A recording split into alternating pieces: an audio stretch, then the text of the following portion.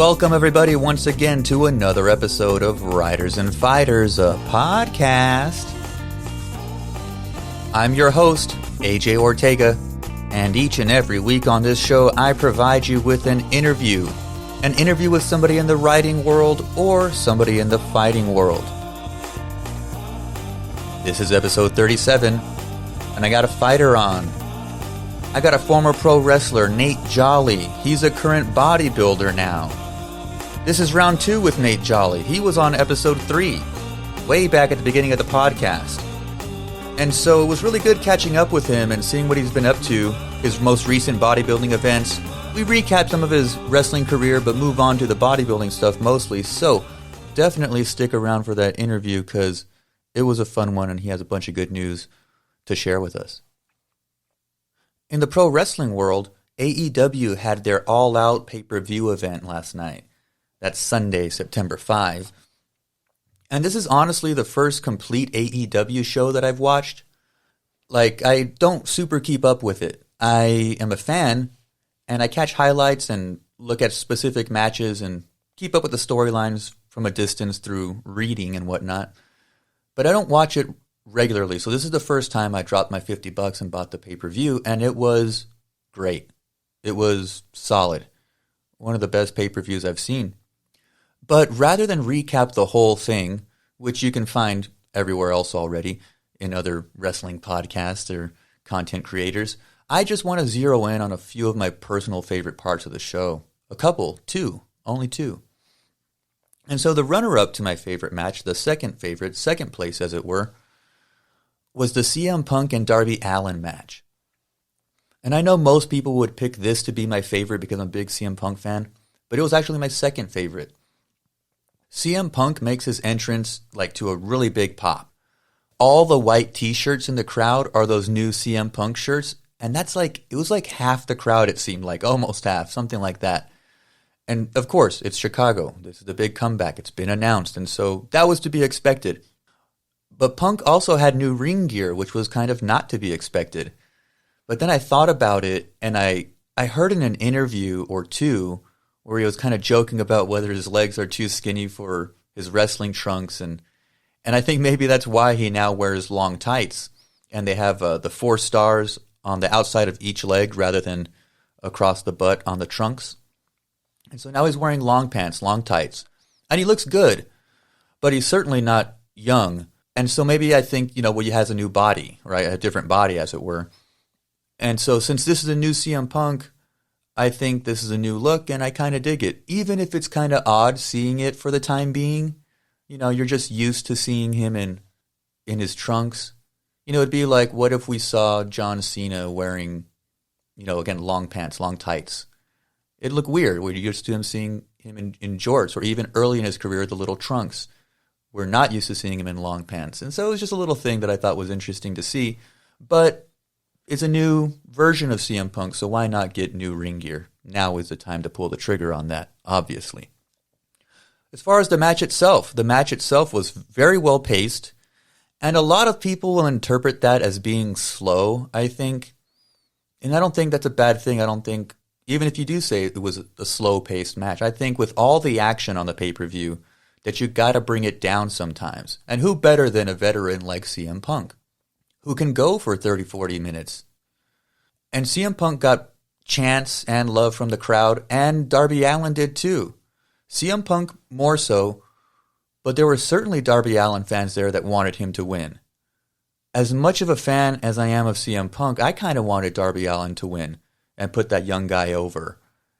Because CM Punk doesn't need a win since he's bigger than a championship or an undefeated record or whatever the case may be. But as far as the mechanics of the match, there was a spot where CM Punk plays possum and makes Darby Allin miss the coffin drop. He sits up, almost Undertaker style, sits up and makes Darby Allin miss and land flat on his back, which changes the momentum of the match at that moment. And that shows that CM Punk is the smarter and wiser wrestler. This is part of the story. And the finish was good. CM Punk wins with a GTS, go to sleep. And it's the second one of the match, and this is what wins it. The first one, earlier in the match, he hits the GTS and Darby Allin falls out of the ring so he can't pin him right? So it's the second one. And I'm glad it didn't take like 3 or 4 or something ridiculous like that. They don't book matches that way in AEW from what I can tell. And so he hits that GTS, second one of the match, and he wins. CM Punk shakes hands with Sting, who's come to ringside by this point. He shakes hands with Darby Allin. And this shows us this really cool sportsmanship kind of moment and shows us that experience matters and that respect is earned by the young cats by giving a veteran a run for their money. And my favorite match was the Lucha Brothers versus the Young Bucks. Both great tag teams, both great performers, good chemistry. Before the match, though, the Lucha Brothers, Penta El Cerro Miedo and Rey Fenix, came out to their entrance music with live Mexican rappers, and they had like real cool Chicano style verses in Spanish and English as they're rapping, and the crowd is super pumped about it, really behind it, really cool.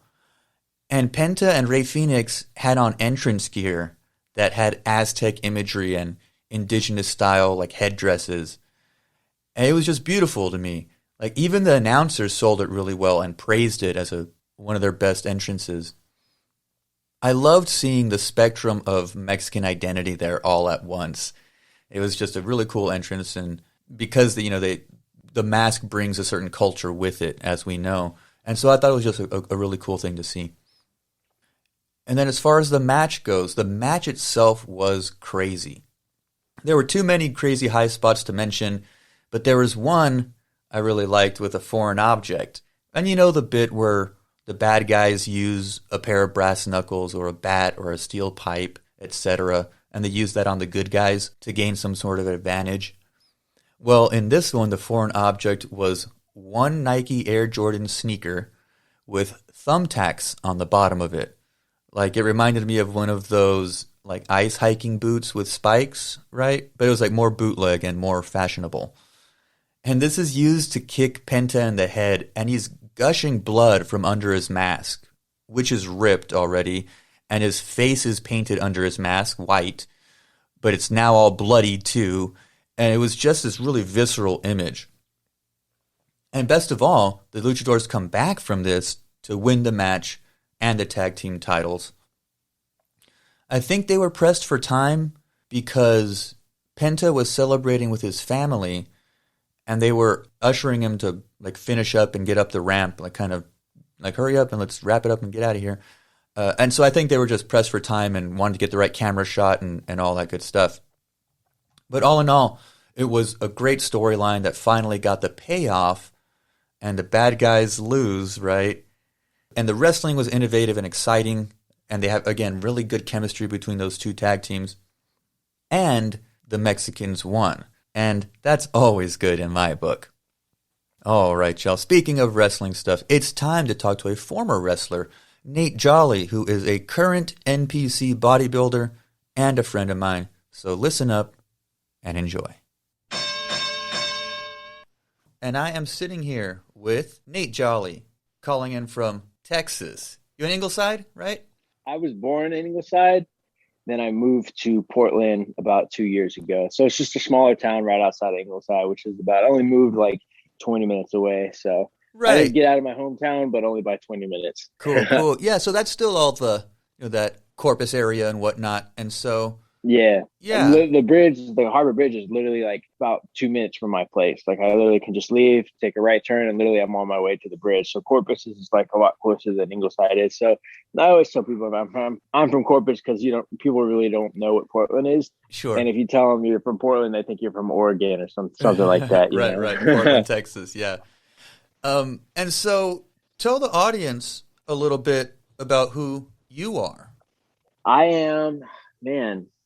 The past couple of months I've been trying to figure out who I am.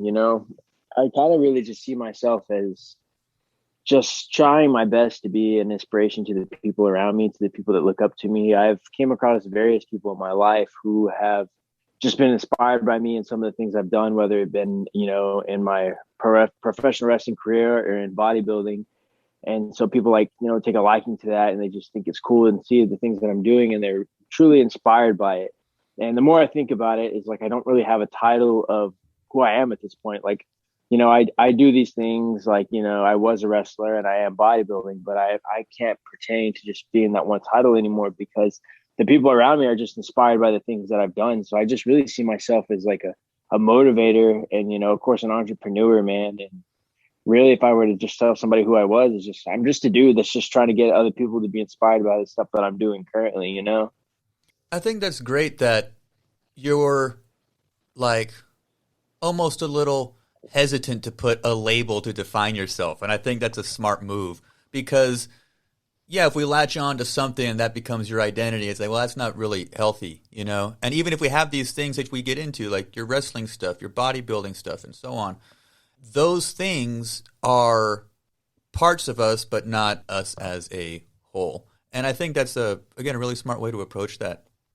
And in terms of motivating and people being inspired and things like that, I think that's really smart. And that's why you're on for the second time. Again, this is round two with Nate Jolly because you were on episode 3 back in January. And so one of the first episodes too. Exactly. And so part of this is to thank you and to catch up with you. But yeah, I'm having a few folks that their episodes did well early on and doing these round 2 things to catch up with what you've been up to since January. Again, now here we are 8 months later. Yeah, how has life been going? Happened. Last time we did recap your wrestling career, you had an event, and so I know lots of stuff must have been going on. But just for the audience, really quickly, how long were you in the pro wrestling world before you made that transition into focusing more on the body? I want to say, so I started training right out of high school, 2013, and I didn't have my first match until January 2014. I wrestled all the way up until I believe my last match was probably in March for GCWA, March 2020, before the pandemic and everything got canceled. Right. I remember that a lot. So that was probably my last match. So give or take 6 years. Okay. Very, very short career. I know plenty of guys that have been doing it for 10, 20, 15. Sure. But my career was just cut a little short at the 6-year mark. So, but. Yeah, but even so, I saw you doing your thing, worked together a couple times, me as a referee, you as the talent, and really fun shows, by the way. Really fun shows. Always a good time running into you and seeing familiar faces at shows. That's always it's like a roll of the dice, right? In indie wrestling, you're like, who's going to be backstage today? And yeah, it's always a grab bag and always some familiar faces. So whenever we'd be booked together, that was fun. You never know who you're going to run into too. Like every show is different. Like you have no idea who's going to be there. You'll run into somebody you haven't seen in a few times, and sometimes, just like our friendship, you end up meeting people who you latch onto, like, right. Dominantly, and like it just becomes a beautiful friendship such as ours. Like, honestly, like I'll never forget we did that show in Laredo for 5 Star in a parking lot, and I don't know if you remember the conversation, but we ended up having a conversation about Best of the Super Juniors, and we started talking about Pegasus Kid, Chris Benoit, and I was like, wow, I thought I was like the only dude that really like studied like the deep Super Juniors tournaments and like knew who like Pegasus Kid was and like the mask thing that Benoit did, and I just thought that was just so neat. And we just ended up having a conversation from there. We became friends after that show, and periodically we just stayed in touch. We ended up doing the same shows. Like I remember when you came and saw me in Victoria for, I think it was Texas All Star. For sure. And then we did that hurricane benefit show right after Harvey. I remember that. Oh yeah. And that neat little spot for 5 Star, So it's just like periodically, I just think it's cool how we made this friendship at one show and it carried on throughout years. And, and you've kind of like seen me as a performer, and I've seen you as a performer. And, I just think it's such beautiful things that have come from pro wrestling that have turned into what they are days. And, like now it's just like, it's a lifelong friendship, so it's just crazy who you meet at wrestling shows and who ends up just becoming a close friend of yours for all these years. So here we are having a podcast, like from those shows, man. Yeah. It's so cool, Yeah. Seeing you do your stuff. And again, those first shows we worked, again, I remember that first one, we just started talking, where you from, this and that, helping set up the ring. And then we're sitting on the apron having that conversation about the Super Juniors, the J Cup, Japanese wrestling, late 90s, mid 90s really, Japanese wrestling and really obscure stuff. And yeah, and then developing a rapport with certain people and kind of gravitating to people that have similar interests or kind of vibe with you in whatever way, outside of the Yeah. wrestling world. Yeah, that's been great. And so I appreciate your friendship and appreciate you supporting this thing I'm doing, I'm Yeah. and I'm here to promote your stuff, so yeah, so that's your pro wrestling background in a quick nutshell. And then the transition to bodybuilding. And so I've seen pictures of you like that you'll share like on social media from back in the day, and you were like skinny video game kid, right? Like, Yeah. and now you're kind of this animal, and now you're doing it for trophies and medals and things. And so tell me about the bodybuilding thing and tell the audience how you started there. You know, I think about that a lot actually, how it transitioned in such a absolute like passion at this point now. Like I was always really big into lifting weights, before wrestling.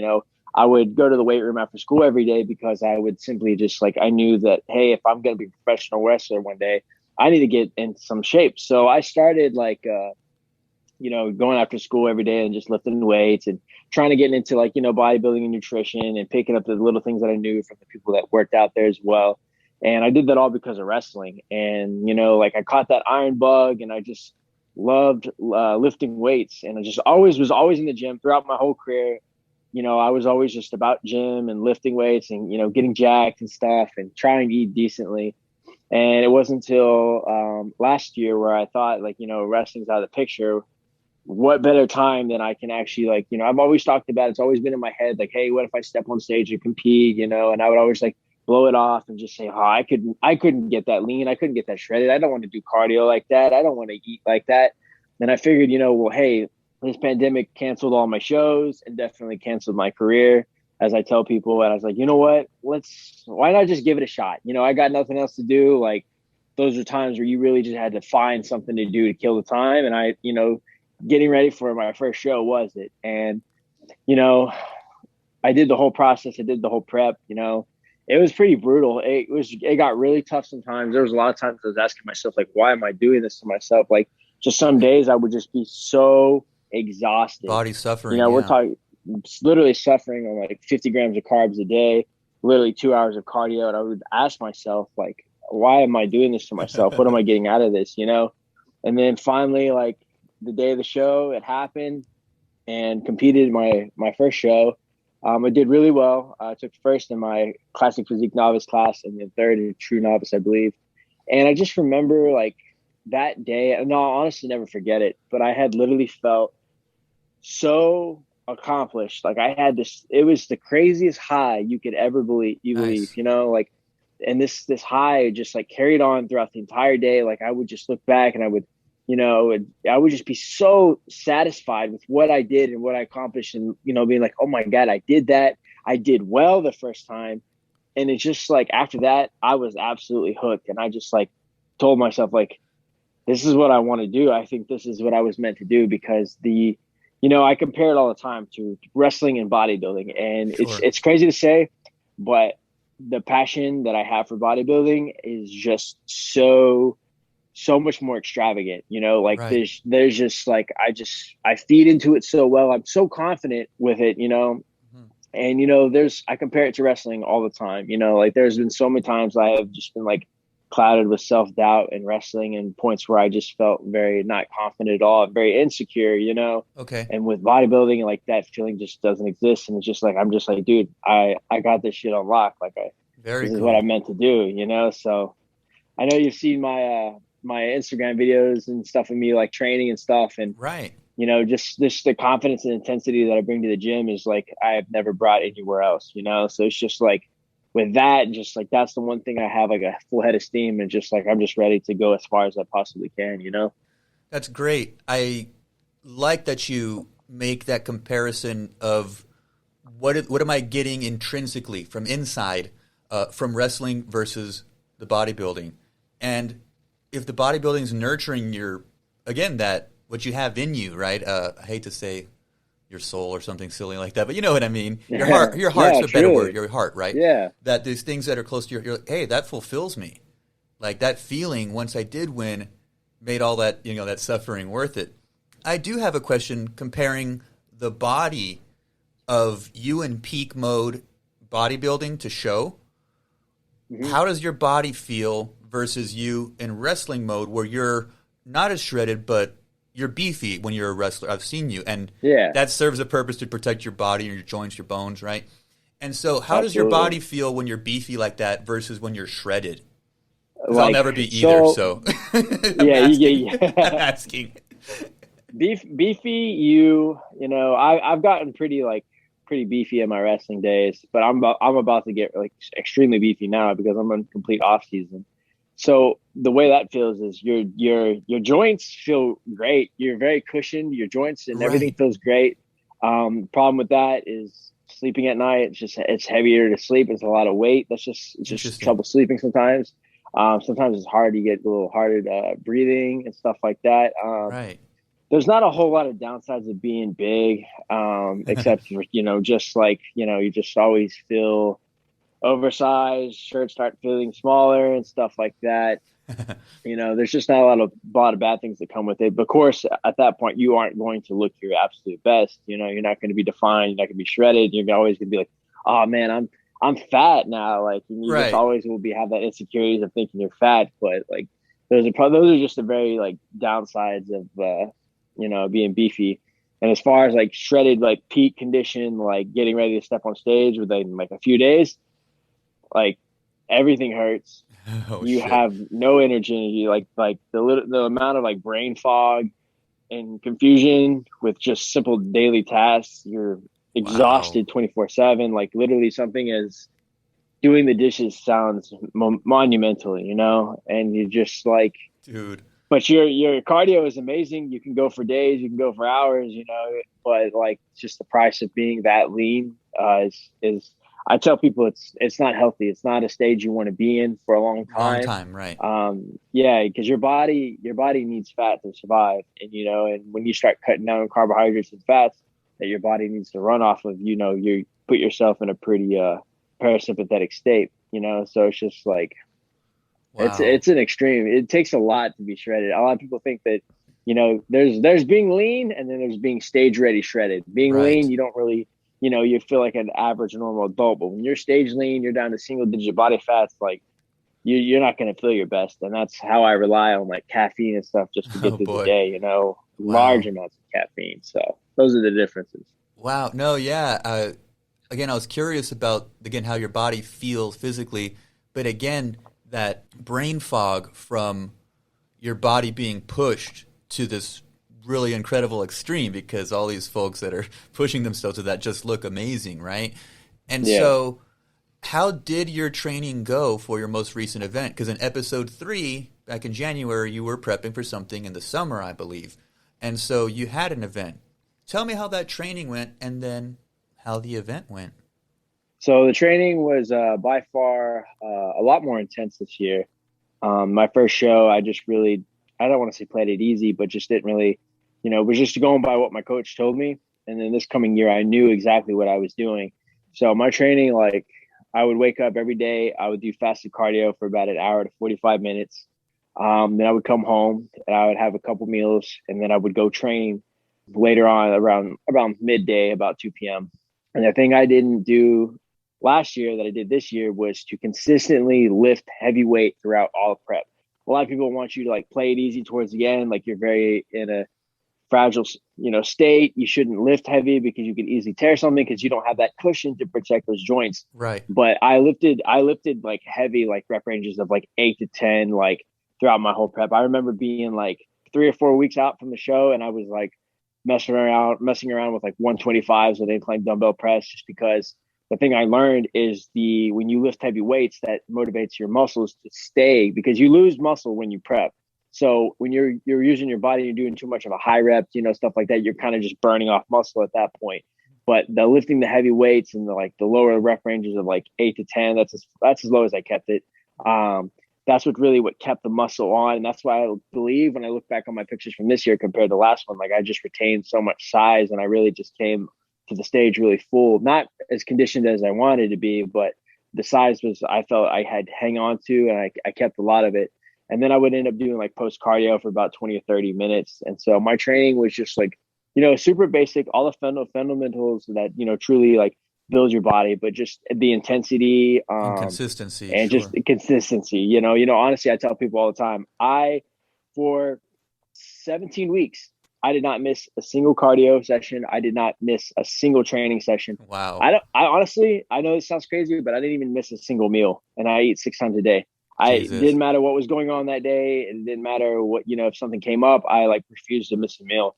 And I did not miss, like, it's crazy. There was a couple times it did come a little close. We did have some of those like Texas storms roll in, and there was time where like literally like my apartment complex was flooded, and I somehow still made it to the gym to do cardio. But my whole training was just 100% consistency. I refused to miss a single day.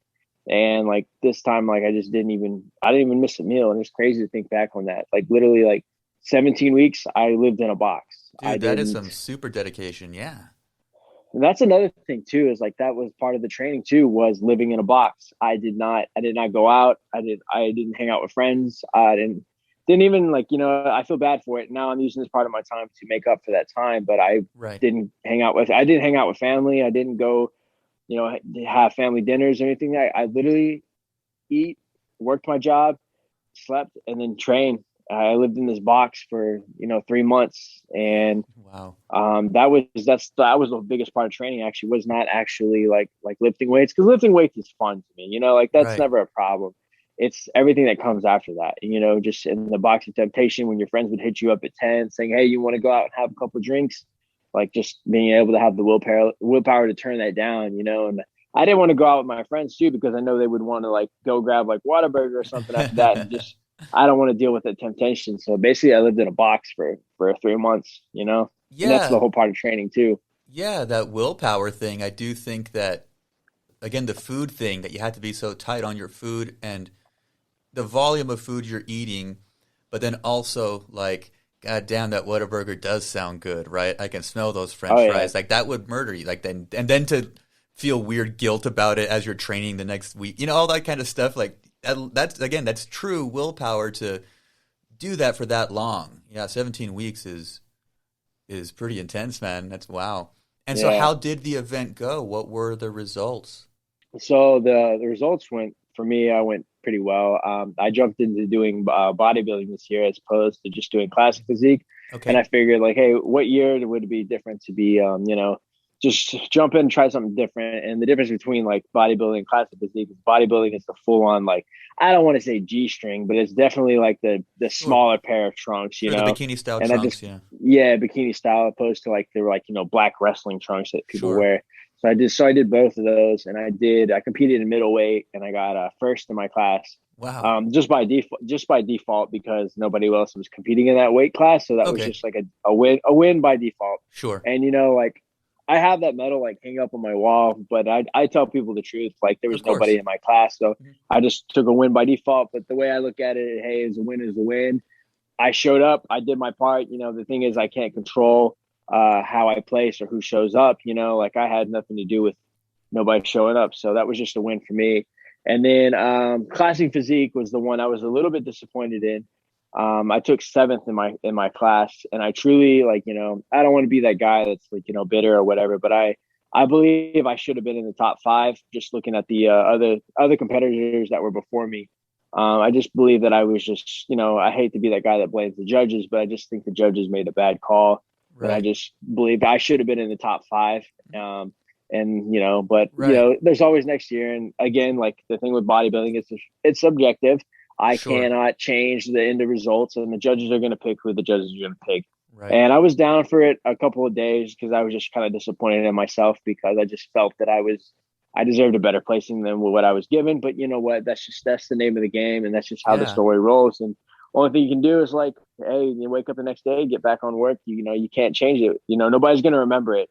You No. know, Yeah. three months from now. Right. Yeah. No, and I think that your perspective of being like really honest with that, again, with both of those situations in the different classes, being like, yeah, I got first place, but I wasn't going up against anybody. That being forward and open about that and honest, and also taking your honesty of the judges maybe getting it wrong in this other class. Like that's the way it goes with those things. I get it.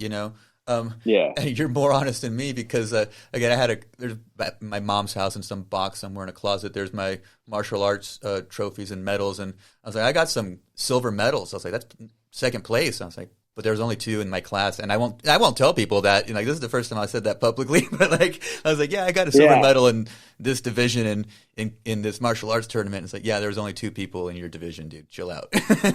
You know, I look at that like the way I look at that too is because I felt the same way. Like, I didn't want to go around telling people like, hey, I got first in my class, right. Like, I got first place. Well, I didn't compete against anybody, you know. Right. But the thing I can take away from that is like competing and getting first in that class put me to go up for the overall for novice. Sure. And I got second in that because I got to compete against a guy. But unfortunately, I was a middleweight. The guy that I was competing in the overall with was the super heavyweight, so I didn't really stand a chance at all. Oh wow! So I told the people a couple of that, and that's the way I can look about it on that side. Is that sure I got first in my class due to default, right? But that put me to go compete in the overall, which I actually got to step on stage and compete against somebody, even if it was just one person.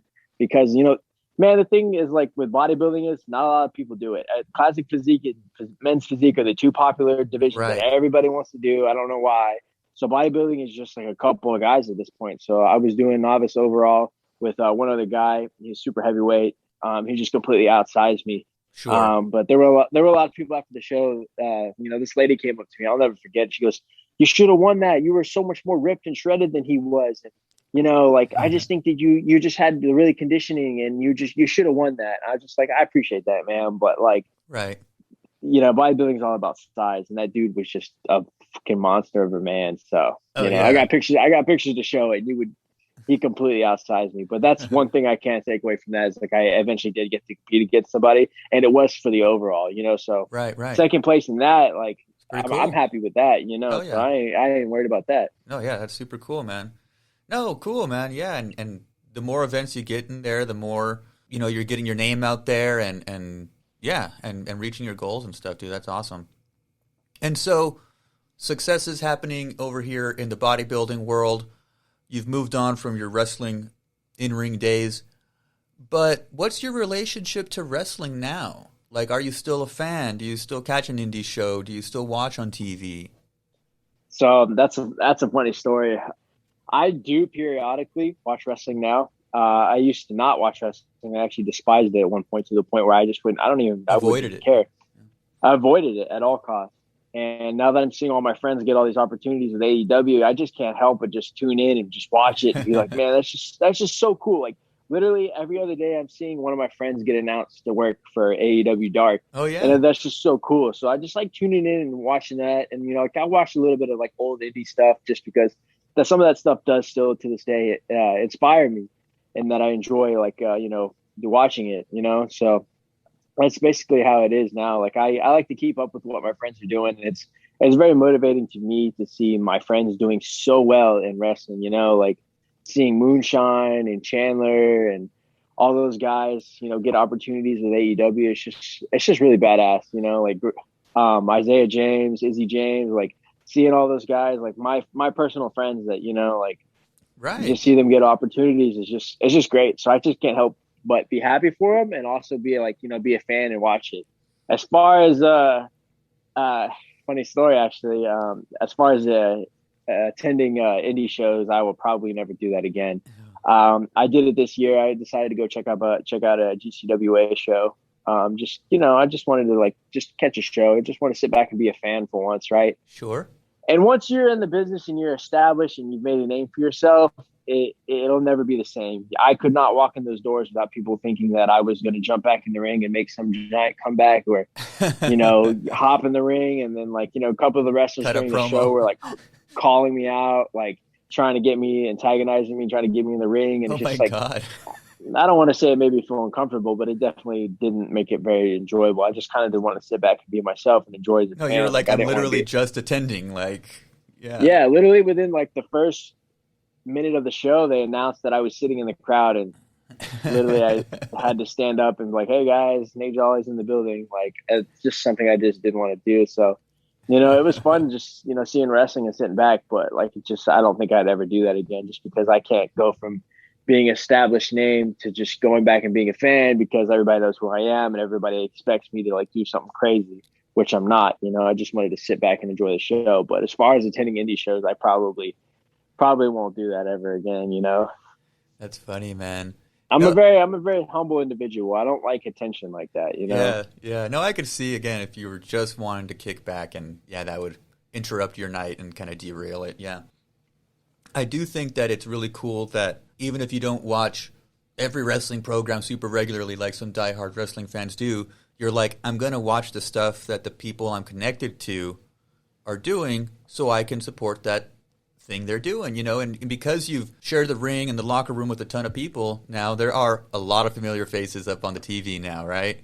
And so There is why so not many. turn it Like I on can't even believe when it. we see those people? Oh, that person's from Texas, or hey, I remember seeing that person in San Antonio once, or yeah, why not? You know, and so I'm glad that the people you're connected with are making it. That's really cool, man, and that you're And supporting it. Yeah, it's not even just like AEW. Like I'm seeing like guys get on to bigger indie companies like GCW and just like ICW and just getting onto these top tier indie companies. Like for sure. they're finally getting noticed and getting seen and they're getting on the bigger platform and that's just going to lead to bigger and better things. So just seeing them do that as well. That's why I kind of keep in touch with like indie wrestling as well. You know, other than just like the mainstream such as like AEW is just seeing everybody's getting like their opportunities all the time that they lost last year due to like COVID and the pandemic. They're coming back full steam ahead Right. and getting those opportunities and skyrocketing themselves like mark my words that ASF Yeah. from Laredo, Yeah. that dude's gonna blow up and he's gonna make it. No. Like I hope like AAA signs him and he gets some big like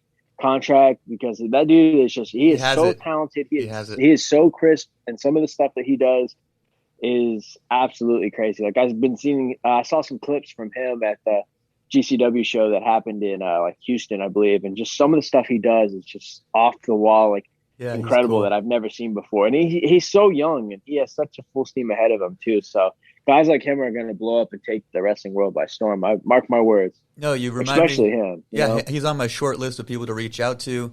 I worked one gig with him, and yeah, and he was gonna dive or something, and we were talking in the back, and I said we'll dive over me because I love the spot where the referee's there and the luchador yeah. will fly over him. I was like, let's do that, and he's like, yeah, like no hesitation, perfect, and just seeing him just keep getting on fire.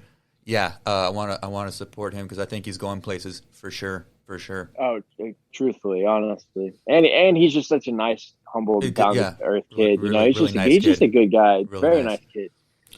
And so, talking about wrestling and whatnot, and I've seen people mention it on your social media here and there, but I gotta ask you: potential comeback in the ring, or are you done? Done? Do you even entertain that? Because I've seen people mention it, and I don't know if that's one of your homeboys saying it to tease you, but like, what about your, coming out of retirement and getting back in the ring? I have to ask You know, you. I think about that a lot, and I'm glad you asked because you know, as time goes on, like I do start considering it. Of course, I would have to start over again, but Sure. you know, it's just like there's always that what if. But if I do come back, it'll be have to be at the right place at the right time for the right company in front of the right people. Okay. That's what I tell people. You know, That's a good it answer. would take it would yeah, it would honestly take a lot for me to come back, but I'm not completely closed off to it as to where I was like 8 months ago, where if you would ask me, I'd be like, no, I'm done. I'll never Right. step foot in a wrestling ring ever again. Screw wrestling. But now it's just somewhat of like a small consideration. And you know, it's funny, I started designing like if I came back, like it would be a completely different Nate Jolly that nobody's ever seen before. Like Cool. the ring gear, like I just started Reinvention. designing stuff in my head, reinvention completely. You know, people like take a step away from wrestling and they come back as a completely different animal.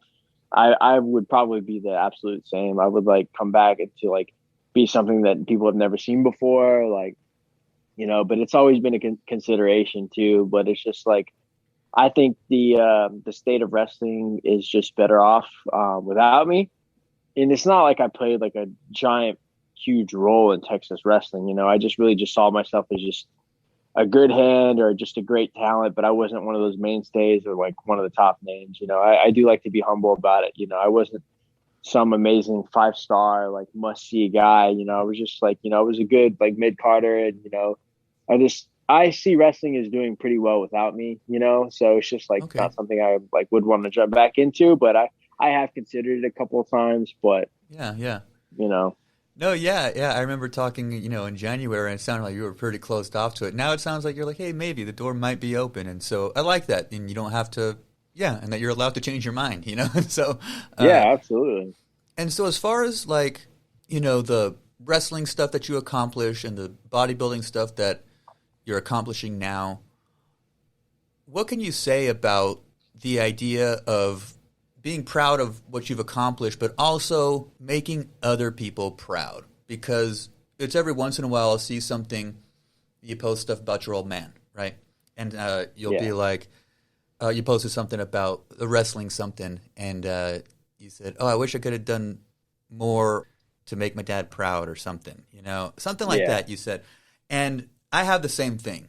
There's only a few people I give a shit about their opinion, but I really want them to see me get my shit. Right. What can you say about that? Whether it's wrestling or bodybuilding or anything, that idea that we make ourselves proud in these moments, but also there's the other eyes on us, right? And we want to make other people proud as well. That is truly a great question because my opinion on that will be a little bit different, and I don't know if it's the answer you probably expected. Sure. But so for a huge part of my life, I just wanted to make the people around me proud. I wanted to make my dad proud, and I wanted to make my mom proud, and I wanted to make my siblings proud, and I just wanted them to be proud of me. And I Right. spent so many years trying to make people be proud of me instead of being proud of myself. So I Sure. was completely like neglected of, my self-worth and just trying to be happy with myself. I was too focused on what others thought of me. Like I have to do this because I want my dad to be proud of me. I have to be a success in wrestling because I want my parents to be proud of me because at the beginning that they didn't want me to do this. Mhm. And it wasn't until like later on in life, as of recently, actually, this past year has really opened my eyes to being proud of myself, Very cool. self love, self care.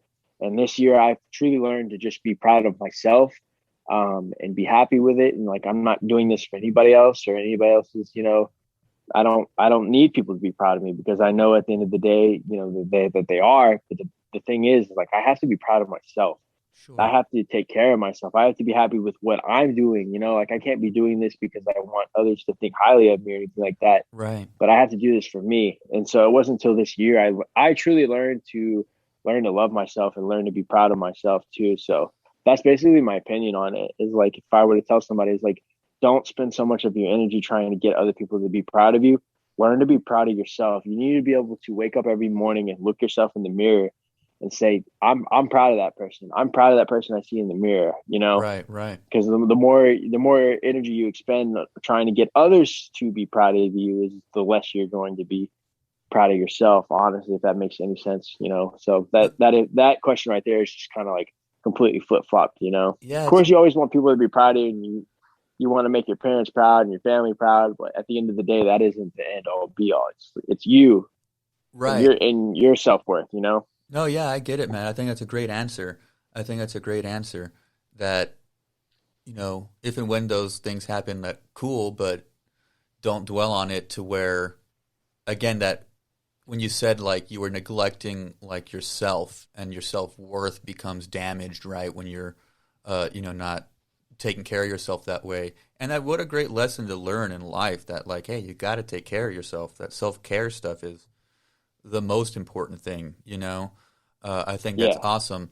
And I think that, you channeling this positive energy you get from bodybuilding, and you said early in the podcast, you said you want to inspire people and motivate people. And I think that's awesome. I think that's a admirable, noble goal.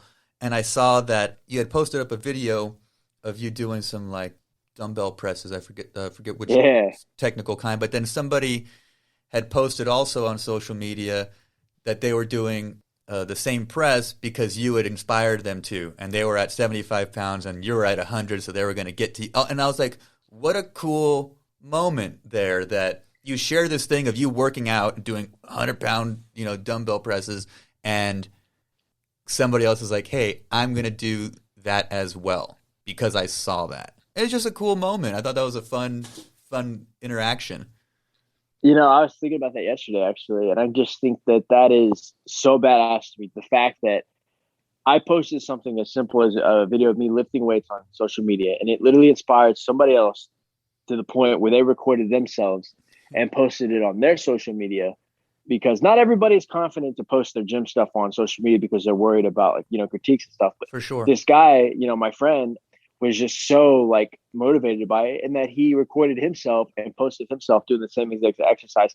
I thought that was so cool that somebody, I had literally had the effect on somebody to the point where they literally like wanted to, like, you know, post their stuff, you know. And I just, it makes me have my purpose as to doing this, and that's all I want to do. Is I just want to inspire and motivate individuals and get people, like, you know, hyped and stuff like that. And just like stuff like that hypes me, and it makes me just want to be even better. So, you know, just seeing a video like that, like literally like next week, I'm even though I probably shouldn't, but I'll probably go up to maybe 110s or 115s on dumbbell shoulder press, because I want people to be like, yeah, I'm just trying to one up myself every week, and I just want to see if people catch on. Now, like, my goal is, like, you know, if I post like a certain exercise and I just see people like always posting videos and tagging me in it and then doing the same stuff, like, that's when I'm hitting my peak on that, because that's exactly what I want. Like, you know, I want people to be inspired and, like, you know, be like, yeah, I did that because that guy's doing it. And I just think that's just so badass to me, you know? So I just kind of want to where I want to roll with it, you know? No, I think that's good. I think that's good. I was kind of my next question was about, well, what are your new goals, you know? And so clearly inspiring people, motivating people is part of it. Yeah. Absolutely. What else? Any other goals that you have for your bodybuilding or any other stuff you got going on? As far as goals, what I want to do is I'm taking 6 months off season to put on a decent amount of size, and then I'll probably cut down January, which is the plan for the next show. I'm not sure what show is going to pop up, but the soonest one is I'll probably take, just because I can't wait to compete in that. So that's basically my goal, is like to compete. I would like to like qualify for nationals and get onto a bigger stage, such as doing like nationals or junior nationals. And, you know, I want to make an attempt at going for a pro card in bodybuilding, you know, just because it's just something that's out there that can be attainable, but it's going to take some time. And that's literally one of my goals too. Very cool. And like, I have a little side idea of just starting my own clothing company. I'm just really hardcore into like clothes and bodybuilding clothes and motivational, like, you know, clothes and stuff like that. And I've just really been thinking about like maybe starting a possible like clothing line. Nice. And the same thing, another goal is just to, like, you know, I still live in this box of, like, you know, just doing very little. Another goal is just simply to save as much as money as I possibly can. The last time we spoke, my goals was to get my own apartment. And after we spoke, like, I had literally moved out, and, you know, I was living in a little like rent house, you know. Sure. As soon as we spoke on that podcast, like, one of my goals was to get my own apartment and get a new car. I was getting a new car literally in the process of us setting up that podcast. Yeah, that day. Yeah. Yeah. So those were two long-term goals that I had for such a long time that ended up getting knocked out within a month. So I'm just like, shit, what else am I going to do? Right. So then, like, this year was my only other goal was just compete and do well at this show I competed at recently. And, you know, that came up abrupt, and like that happened too. So it's just like the rest of the year, it's just trying to think of like, shit, well, what am I supposed to do now? You know? So, you know, a couple of hiccups happened this past year that, you know, caused a little bit of mental and physical stress, you know? Sure. So it's just like, that kind of like gave my life a little bit of oomph, you know, to restart over again too. So. No, I think that's great, man. I always love hearing what you're up to and your goals and seeing you reach them. Yeah, dude, I love it. I love it. And so when you work out, I'm looking at your backdrop. Again, we were an audio podcast, but I'm looking at your backdrop on Zoom. And you got some, looks like you got some musicians on the wall. Who do you listen to as far as workout music? Who you got on the wall here? Oh man, on my wall, I have Juice World, I have Little Peep, I have Mac Miller, and I have Little Skies, and then Trippie Redd. And those are all people that have inspired me through their lyrics and music. Very cool. So my musical taste is literally so versatile. I'll be listening to like Juice World or Lil Peep, and which is obviously like rap, rap hip hop artist. Right. And then 2 seconds later, I can jump into something extreme like black and death metal or, Right. satanic black metal. And, like I just, but the subgenres and genres and taste of music is just so far and beyond from the opposites. But I literally like listen to like so much music. It would like, so obviously somebody would think, damn, I don't understand how he can listen to all that. But I literally listen to everything. But just really depends on how I'm feeling. Like what I like I put on, like usually I like kind of like stick to like old like grindcore and death metal, black metal, like old stuff like that. And then like sometimes I'll listen to like a little bit of like hardcore or post hardcore. And then some days, obviously like Juice World, Lil Peep, and then like Mac Miller, and then it's just so versatile, man. But I listen to a lot of stuff. But I literally listen to the same 5 musicians, but like day in and day out, So No, yeah, because I know most people working out have headphones in, right? And so I'm always kind of curious because again, if you're in the gym like at the levels you're in there for the periods and the lengths of time that you're in there, like I'm like you must be consuming music usually, right? Yeah, some pretty intense stuff to push you over that edge sometimes, yeah. And so this is the Riders and Fighters podcast. We talked about your fight career in the pro wrestling world and whatnot, but what about your interest in reading and writing? Anything you've read or gotten into lately as far as that stuff goes? As far as reading and writing, at one point at the beginning of the year was a very extremely rough point. Shortly after our podcast, I don't know if I'm allowed to get really into personal with this. Yeah, you can do whatever you want. This is our podcast, man. Okay. Uncensored. Yeah, so. Perfect. So as far as our writing goes, after our podcast, I believe it was in January, shortly after that, my life started falling apart. Sure. I had went through a pretty rough breakup that had left me completely crushed and just very like heartbroken and just depressed and sad. I was in a really bad state. Sure. To the point where I almost just didn't care about anything. Right. I didn't care about bodybuilding. I didn't care about training. I didn't care about nothing. And I really didn't have an outlet.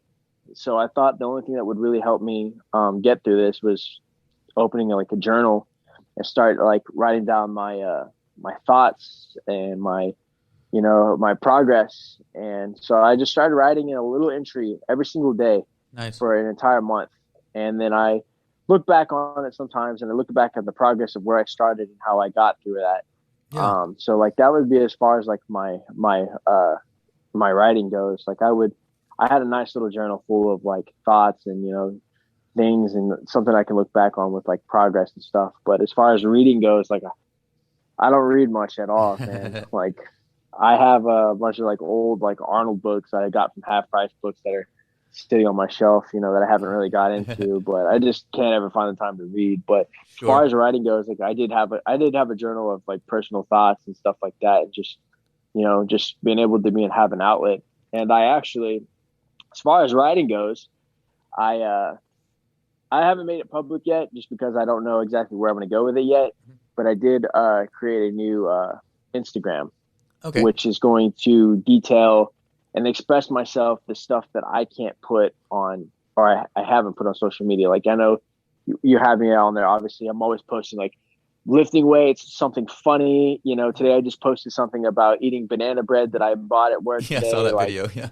Yeah, like that is just full of like the happy side, So I just opened this little like small Instagram. I don't know if I'll keep it around or not. I'll see where it goes, but I haven't really like publicized it. But it's kind of like more of like the side that people don't see that I'll be posting about, more of like a darker side. Like people don't understand, like, on social media, you just see all the good stuff. You just see all the awesome stuff and like, hey, look at me. But they don't see like all the losses I've taken to get here. And like, they don't see the dark side and those lonely nights, you just stay awake at night, just reconsidering everything too. So as far as writing goes, like I opened up a little Instagram to like kind of display that, so that's actually going to be the part of the writing, that I'm starting to get into. So that was a really great question and perfect timing because I just opened up that Instagram probably 2 days ago, actually. No, yeah. Whenever you're ready to promote that, you let me know. Yeah, it's one of those things that, I don't know, it's one of those things that I think people can benefit from, again, hearing about those hard times. You know, I'll tell you that I'm behind on a couple days uploading Sunday's podcast. I have the interview done, but I've had such bad anxiety. I get this panic attack every time I sit down to put the episode together. And it's like, it's not hard, AJ. You've done fucking 30 of these, you know, like and I get stuck, and I've been a fucking wreck, to be honest, dude. I've been really bad with real panicky feeling, really fear of I don't know what. And I get you, man. I get you in those dark times that's kind of locked away for only, you know, certain people in our inner circles to know, or nobody, you know, or just me and my journal, or right. And so I think it's interesting to, you know, use our discretion and express that at a certain point, you know? Yeah. And so I get you, man. I get you. Yeah, man. So yeah, I'm glad that you're going to have that outlet. I think you keep journaling, and then I think you get those Arnold books on audiobook. That's what I think. Yeah. Well, dude. And so what do you have as far as social media stuff so people can keep up with you and see you lifting those dumbbells, man? So I'm very heavily on Instagram. Man, I honestly, I change my Instagram handle like every other month. Right, so that's why people got to follow you. Then they won't have to look at it again. Yeah. I can't ever give anybody like my exact like Instagram name, because that shit's always changing. But so if you just there. feel like, yeah. I'm on there, and if you search Nate Jolly, I'll literally be one of the first people that pop up. Actually, I will be the first person that pops up. I'll put the link. Obviously it'll have my IG profile, and like that pops up. And I'm a big fan of Facebook, because I just have really built my Facebook over through the years, and I have, you know, the cool thing about, you know, wrestling and doing what I'm doing now is I have literally have built such a strong social media following throughout the years. So it's just, it's gone really well, you know? So sure. Like I'm heavily on Facebook. Twitter, I don't use as much. I mean, I get on there and just tweet little dumb stuff every now and then, but right. I don't really get on Twitter much, even though I probably should. But as far as those are just my top 3 like social media handles and stuff like that. So that's what I basically like to use. I will not make a TikTok. I don't care what anybody says. I will not make a damn TikTok. Like it's just not it. I'd rather like go through the extent of making a damn YouTube channel and setting up that right. than ever like getting on TikTok. Like people keep asking me to make a TikTok, and I'm not going to do it. Like I won't do it. You couldn't pay me to do it. Like right. Just not going to do it. So no, yeah, exactly. I already have enough of these things to mess with. So, but yeah, those social media links will be in the description of the episode, the show notes, all that stuff, also on the website as well. Well, man, it was great talking to you back in January. Great talking to you again here in August. Dude, I'm just so proud of you kicking ass out there, reaching your goals. You too, man. I'm proud of you as well, always. And you know what? I love seeing this podcast take off too. No, I appreciate that, dude, and I'm glad I've been able to see your successes, and we've shared a couple times in the many years we've known each other about those dark times we've had, and that like we do always bounce back. And so I'm glad you got through that recent one. And yeah, dude, I just hope there's more of those good days than those bad ones, man. Yeah, we just have to see how the rest of this year is gonna plan out, you know, because like every day it's just something new, something's happening, you know. Exactly. Like it just feels like almost reversing in time too. So I just really hope and, you know, pray that we know we're headed on to better times, because you're right. No matter how bad things happen, you literally always bounce back, and things eventually do get better. Like we've man, these past 2 years, we've been through so much shit already. Nightmare. You know, it's been honestly a nightmare. And you know what was honestly a nightmare? I don't know if you experienced it, but that Texas freeze. Oh no, I didn't. My sister was going through. My sister in San Antonio, it was a shit show. It was I was just up here just helpless, like seeing my friends, and just a nightmare. Everybody's houses flooding and a bunch of nonsense, and people literally died. Yeah, people died. People freezing to death in the USA. It's fucking wild, dude. Yeah, it's just like this past 2 years have just been a nightmare. It just makes me want to realize like what's next, man. So yeah, and then if things start going too well, I'm like, is it countdown until doom again? Like, what's happening? I get nervous. I get weird, frantic, weird paranoia for no reason. I'm like, ah. But you're right though, because things so good and everything's so smooth because that's only leading up to the biggest downfall of all. It happens the every pendulum single time. swings I the other promise way. you. The pendulum Yeah, has literally, to it's swing all the other just way. going to come crashing down. Like things can only go good and perfect for so long because that's just building up for that big downfall. And when that downfall hits, it's going to be real shitty, and it's up to you to get back up on it. So that's usually how it goes every single time. No, yeah, again, and so it's just knowing you and all the shit that you've gone through personally. Then again, what a lot of us have shared through stuff like that and the pandemic and all that stuff. It's like, well, I'm just glad you got stuff going on, that you're resilient, and again that you always do bounce back and got good stuff going on, man. So I'm proud of you. Yeah. I'm proud of you, man. And so you truly got to live every day like it's your last, because it very much well can be. You have no idea what's going to happen tomorrow. So for sure, that's kind of just the way I live. You got to wake up, attack the day, make the most of every hour of every minute of the day, and just make every day count and just keep moving forward. I hear you, bud. I hear you. Hey, buddy, thanks again. And maybe there'll be a round 3 in the future, bud. I'm all for round 3. I want to see how far we come from this round 2. So my life could be completely different by round 3. But it's always an honor talking to you, just being on this podcast and having an opportunity to be a part of one of your first podcasts, and then just being on now. It's just like, I do appreciate doing this too, to the point where I've almost like want to start my own podcast because I'm just so motivated and I love doing this stuff. I love just sitting around and just talking about, life in general. And, if I can one day maybe start, I should have put that on one of my goals, because one of my goals is to start my own podcast. I feel like, I could take all this motivation and extra energy and I could put it into a platform that other people can tune in and hear. I might be able to change somebody's life through a podcast. For sure. So that was another goal, actually. It's like, I want to start my own podcast by the end of this year, hopefully, if not next, So I love doing these things, and it's always an honor and always a blessing, like, to be on this podcast, especially with one of my good friends like you, man. So I appreciate you having me on.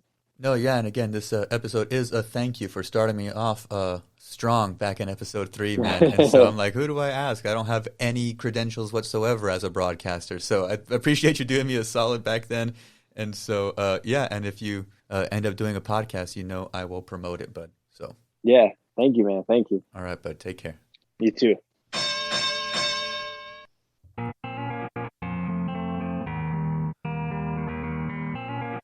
All right, y'all. Thanks for listening to that interview with Nate Jolly, NPC bodybuilder, former pro wrestler, friend of mine, and all-around good dude.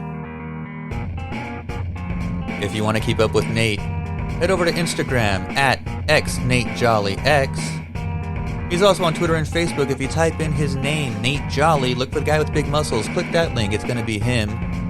There's also going to be links in the episode description and on the website. You know what it is, ridersandfighters.com, baby. Episodes every week. Make sure you're subscribed on your favorite podcast app and following us all over social media. Next week is episode 38. Shifting gears back to writing, I'm going to interview a writer, Chris Maverick. He's a cultural critic. He's a friend of mine too. He writes about comic books, writes about wrestling. He's a former pro wrestler himself. So he gets to be double dipping with the writers and fighters thing as far as our conversation goes. So make sure you stick around for that one, y'all. Aside from that, y'all be good to each other. Be good, be safe, and we'll talk next week.